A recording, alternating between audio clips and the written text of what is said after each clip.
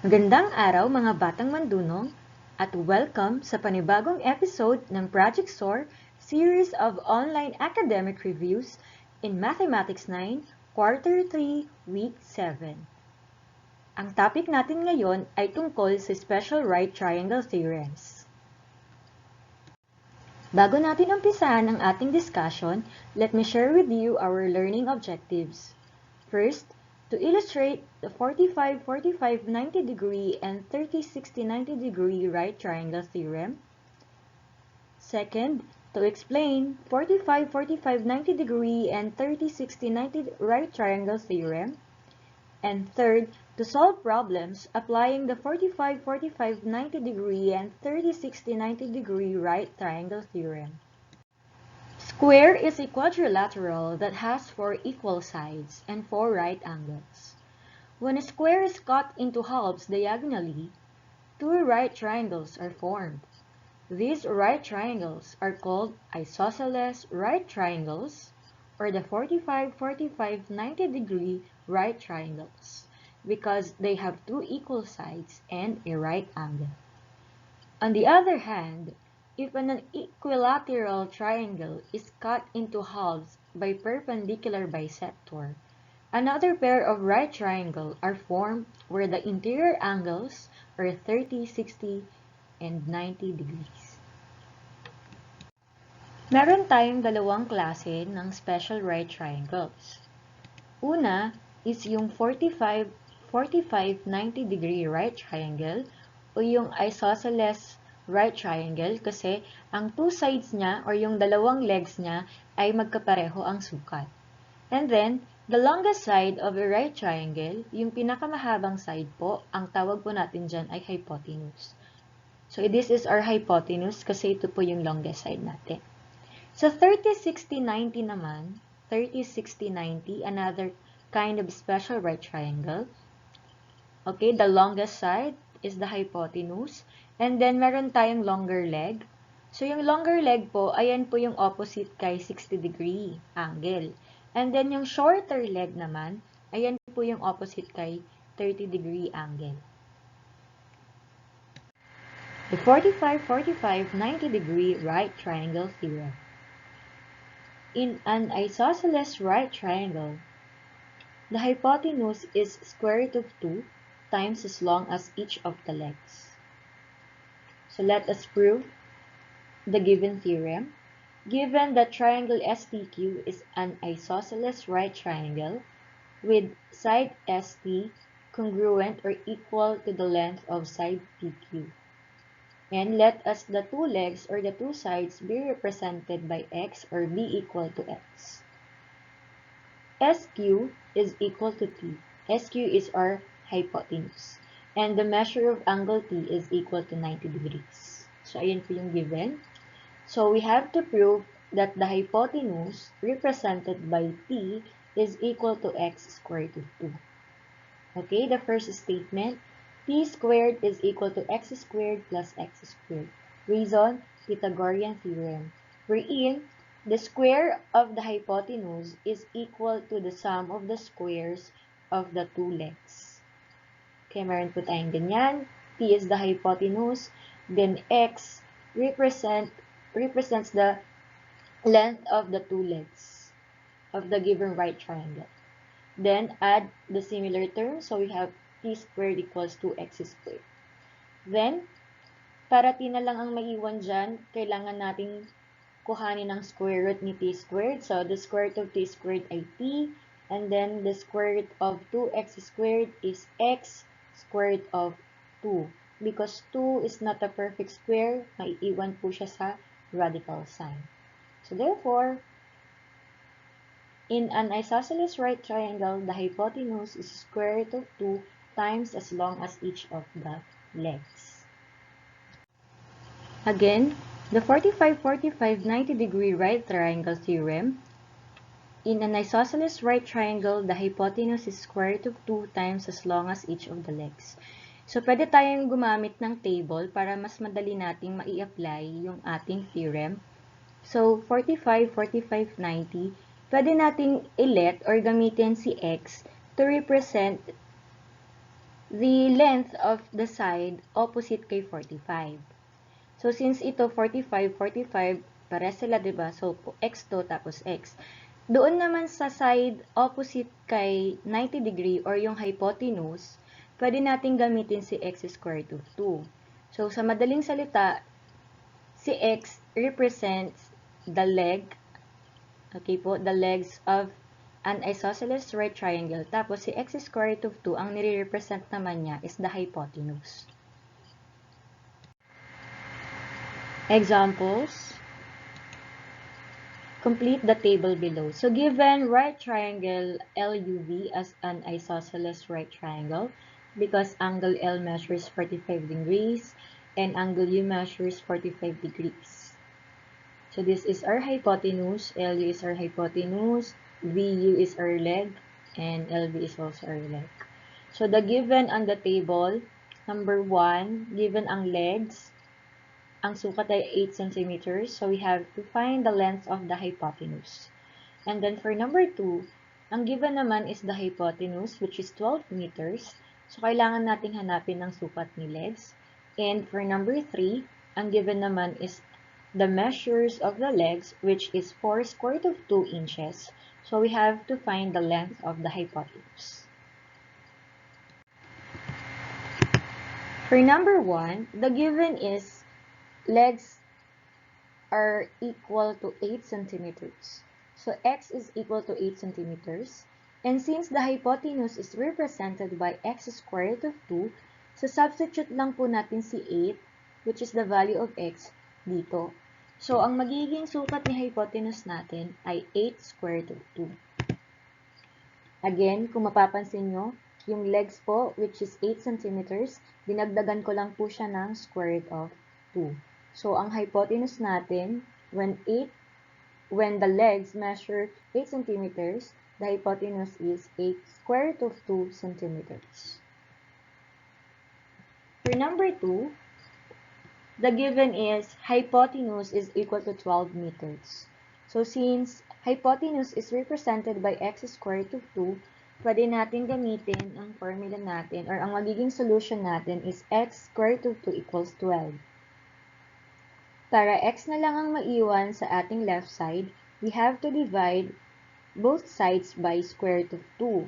Kaya meron tayo ditong x square root of 2 divided by square root of 2. And then dito naman, 12 divided by square root of 2. So, x square root of 2 divided by square root of 2 is equal to x. Dito naman, since hindi naman natin pwedeng i-divide si 12 by square root of 2 at we are not allowed to have a denominator of a radical, kailangan natin siyang i-rationalize. So, para ma-rationalize natin yan, kung ano yung denominator natin, i-multiply natin itong 12 over square root of 2. Since ang denominator natin ay square root of 2, kaya meron tayong ganito dito. So, i-multiply natin sila sa square root of 2 over square root of 2. So, we have 12 over square root of 2 times square root of 2 over square root of 2. So, 12 times square root of 2 is 12 square root of 2. Square root of 2 times square root of 2 is square root of 4. Okay. So, x equals 12 square root of 2 over 2. Saan po nanggaling si 2? Dito po, kay square root of 4. Square root of 4 is equal to 2. Kaya meron tayong 2 dyan. Ngayon, since 12 is divisible by 2, pwede po natin i-divide si 12 by 2, i-divide po natin sila. So, 12 divided by 2 is 6. So, 12 square root of 2 divided by 2 is equal to 6 square root of 2. So, ang sukat po ng ating legs when the hypotenuse measures 12 meters are 6 square root of 2 meters. For number 3, the given x or the legs is equal to 4 square root of 2 centimeters.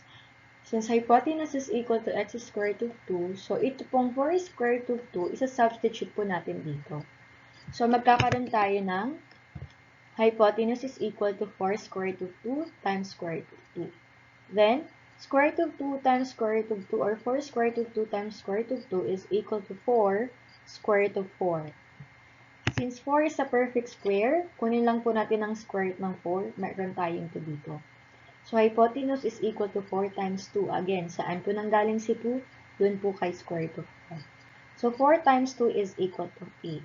So, the length of the hypotenuse is 8 centimeters. Say 8 inches.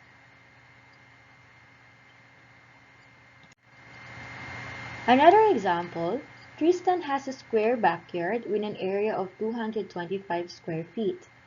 He started to plant grass seed but only did half his yard diagonally. What is the perimeter of the grass section of the backyard? So, in the given problem, the illustration is here. So, meron tayong square backyard ni Tristan. And then, yung kalahati po daw niyan is yung grass section. So, diagonally, kaya ganyan po yung hati. Kung mapapansin ninyo, yung kalahati ng square is an isosceles right triangle. So, na-explain naman natin kanina na kapag ang square ay hinati sa dalawa diagonally, nakakabuo siya ng dalawang pares ng isosceles right triangle.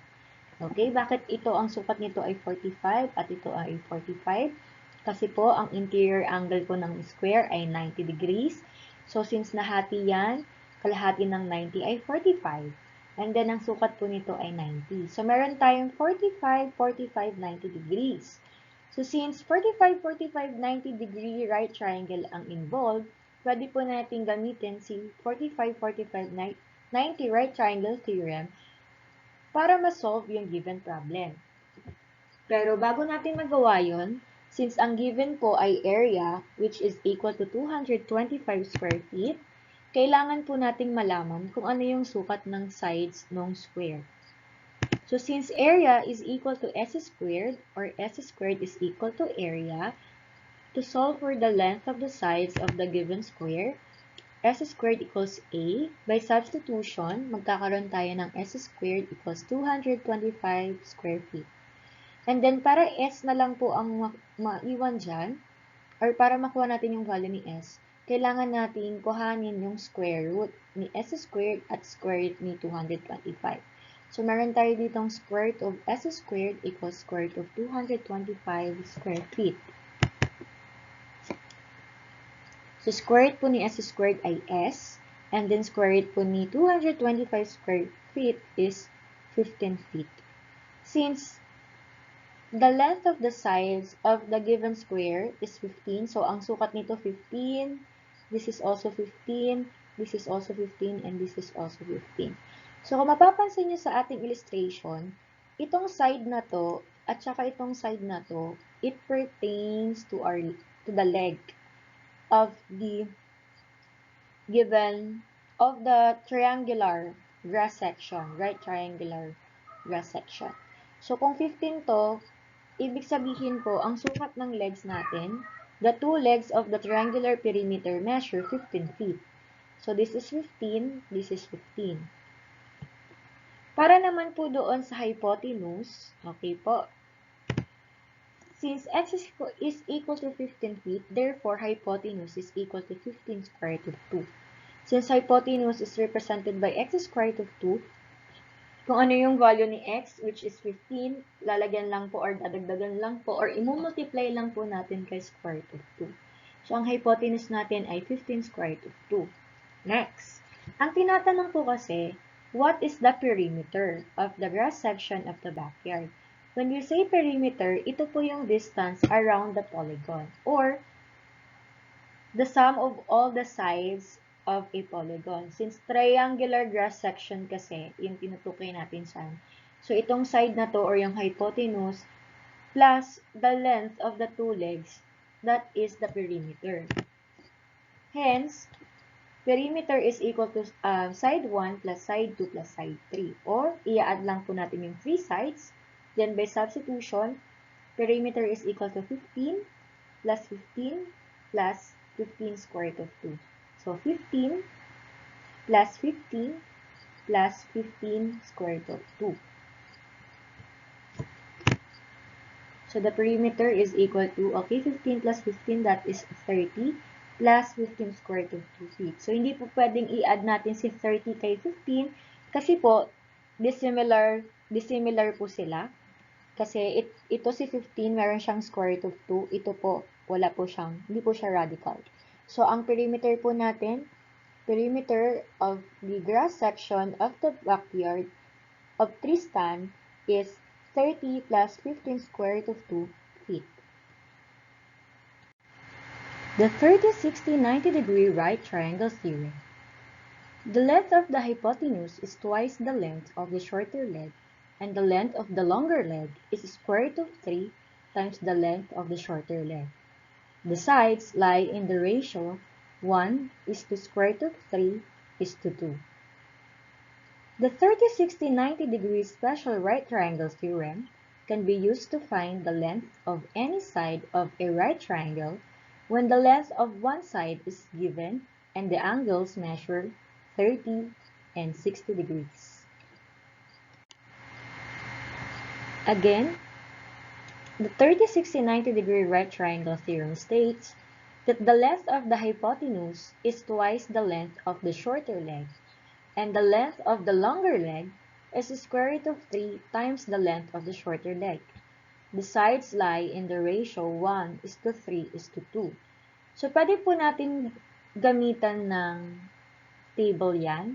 So, pwede natin gamitin si X to represent the length of the side opposite kay 30 degrees.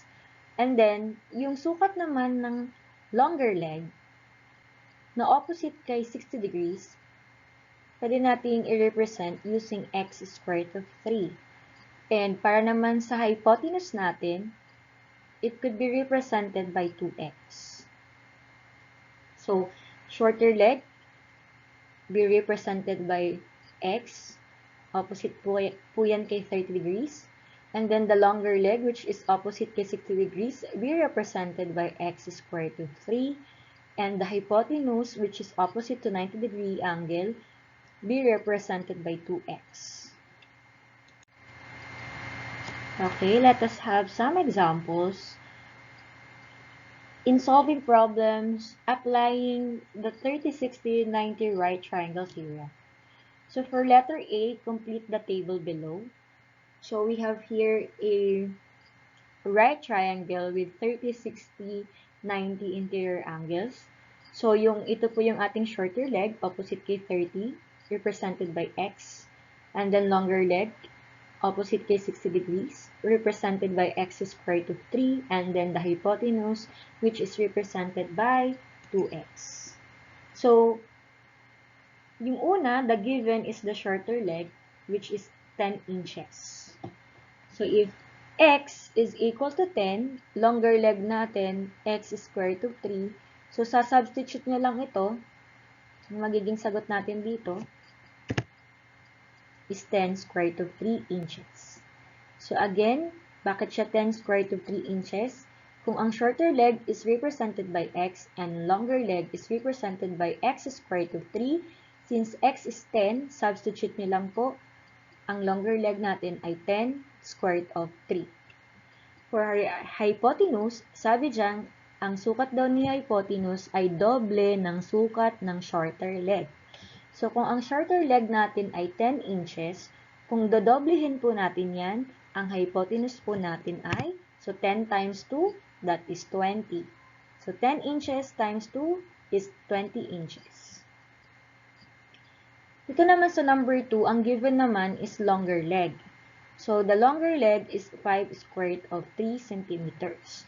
So, ang gagawin lang natin dyan, syempre, ang unahin nyo munang kunin is yung shorter leg kasi hindi naman natin makukuha si hypotenuse agad kung hindi natin alam ang value ni x.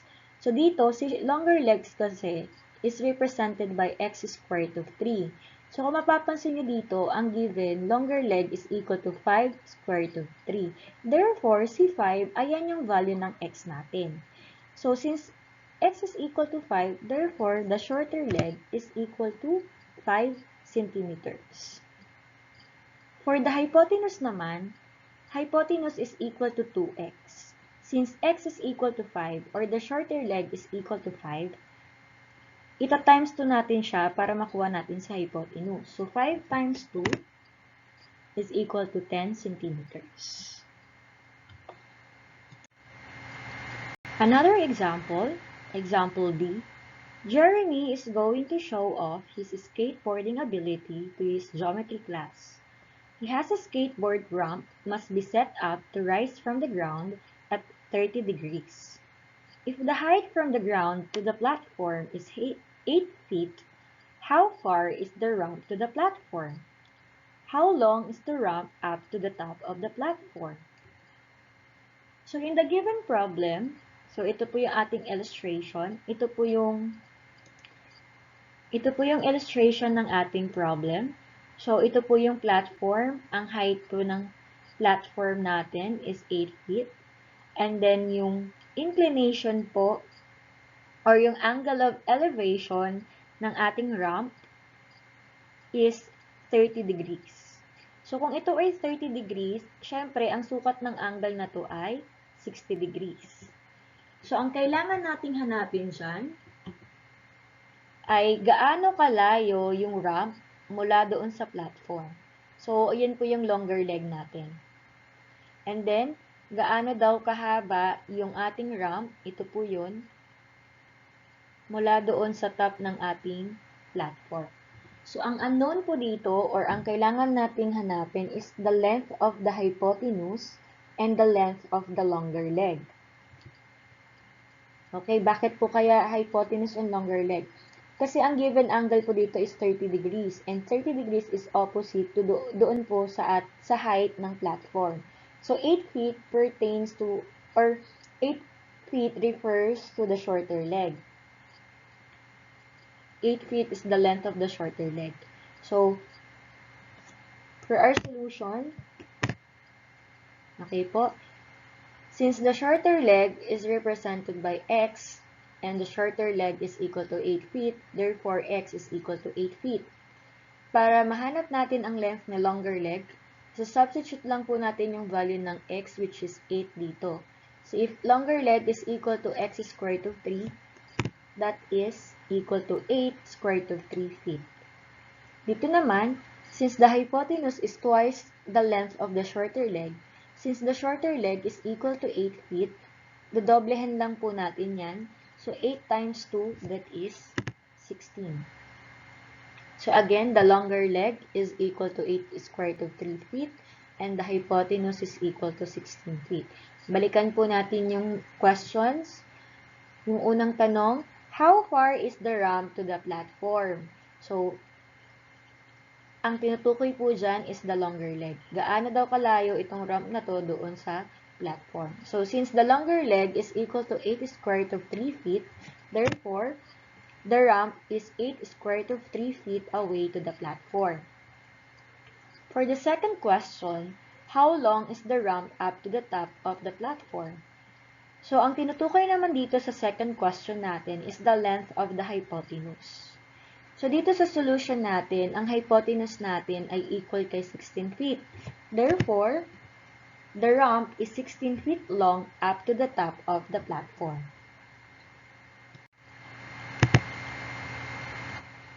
Thank you for watching and happy learning!